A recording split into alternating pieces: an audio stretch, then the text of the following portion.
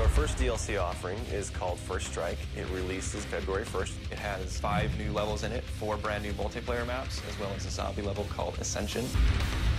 Kowloon is inspired by the single-player campaign level that was also set in Kowloon City, China, but the actual design and the layout and the geometry in the map is built from the ground up for NP.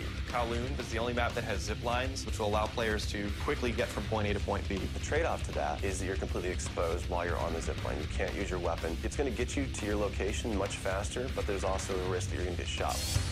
Discovery is an Antarctic research station that was a German outpost left over from World War II. The two sides of the map are divided by a deep chasm. You're always kind of fighting for control over that crossover from one side of the map to the other. My tip for Discovery is really just learning the layout of the map, understanding how that chasm can impact the flow of the gameplay, and always being conscious of the exposure that you have to long-range weapons. You might be on a snow bridge and somebody throws a grenade, which collapses the floor around you.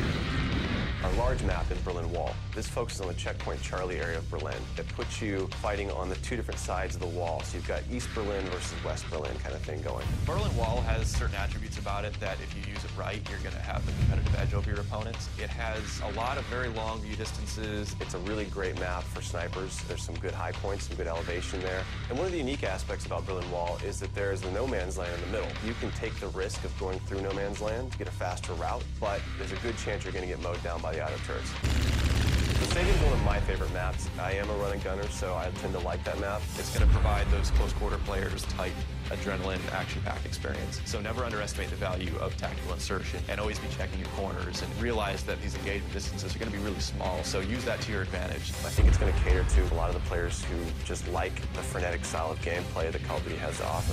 One of the big agendas with this map pack is we wanted to listen to the feedback that people have been giving about all the maps they've been playing with the release of the game. They want more verticality, more sniper opportunities. They really love the interactivity that we did. These are components that we wanted to bring back in a pretty big way in the first DLC offering. First Strike is going to be available February 1st for 1,200 Microsoft points, and it will be available on Xbox 360 first.